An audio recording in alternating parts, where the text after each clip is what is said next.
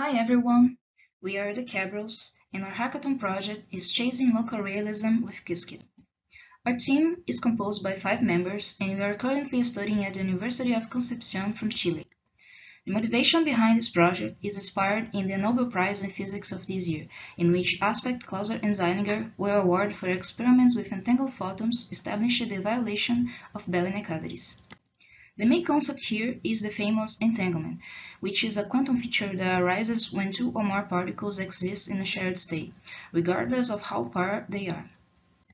In 1935, the EPR trio wrote a paper in which they set criteria for identifying whether a physical theory was complete or not, according to the reality of its elements.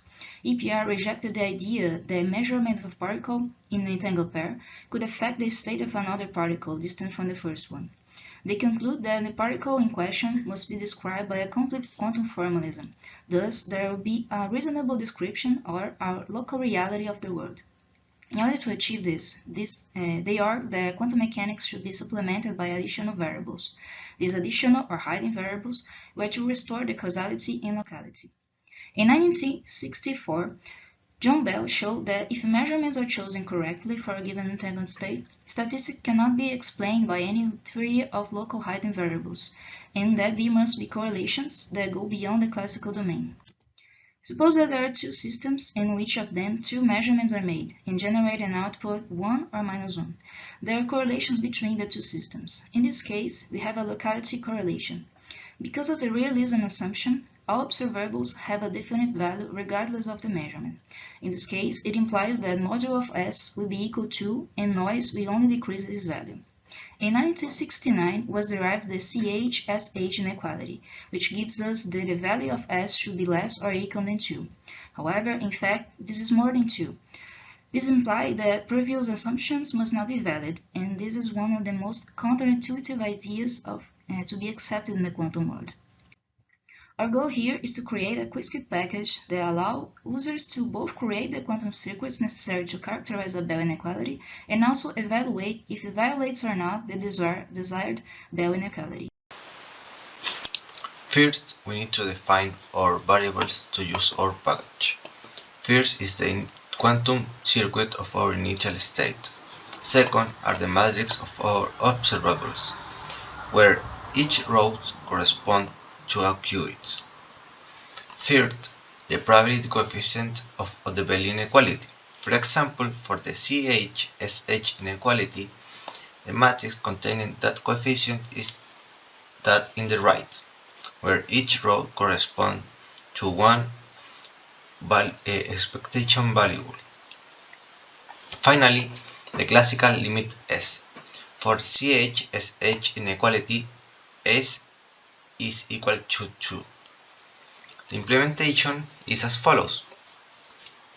First, we initialize our quantum circuit with circuit maker. Then we construct all the quantum circuit that we need to perform the measurements.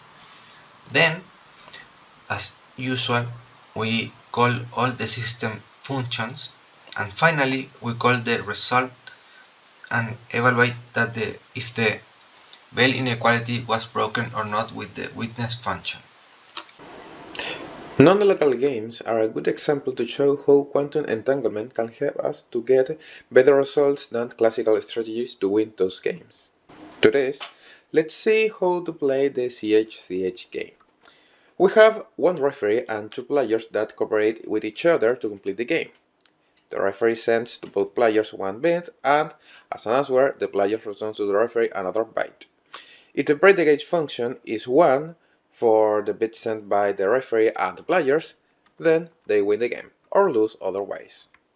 We notice that classically the best winning probability is around 75%. Let's see what happens if the players share an entangled state. For such case, the winning probability comes from the expectation value of the observables, and it reduced to the CH-CH inequality. Now, we use your code to simulate that inequality and plot the results. The value of the CH-CH is close to 3, according to the threshold bounds, and for such case, the winning probability is then 85%. That is a 10% extra winning chance than using a classical strategy. As we can expect, different games of this style lead to different bell inequalities that can be simulated with our code in order to find the best strategies to win those games. I'm going to talk about the Greenberg-Horn-Sillinger state. It's a certain type of entangled quantum state that involves at least three subsystems, how we can see in the equation in the upper left corner. We can generate this state using local gates as shown in the bottom left image. Among the properties that the GHZ state have is the fact that for three measurements called Alice, Bob, and Charlie, where 1 and 2 denotes the first and the second measurements, all inequality convention will violate Bell's inequality due to symmetry under the permutations.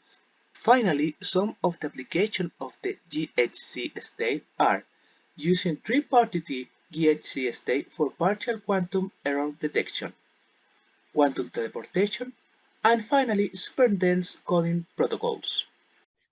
To observe the violation of the inequalities, we create functions that plot the left side value of the inequality depending on the number of variables that require. This is a one-dimensional plot of the GAC inequality that, from a few points, can infer the behavior of the inequality in the range of 0 to 2 pi by making an interpolation and a fit.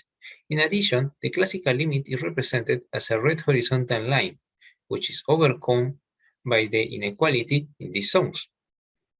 This behavior inference becomes necessary in case it is difficult to collect a good amount of data. In case the inequality depends on two variables, it can be represented through two-dimensional plots, which have an interpolation algorithm to be able to observe in greater detail the changes in its values, and also some levels of importance are represented. For example, in this plot, we can observe the regions where the classical limit is overcome and for what values this occurs.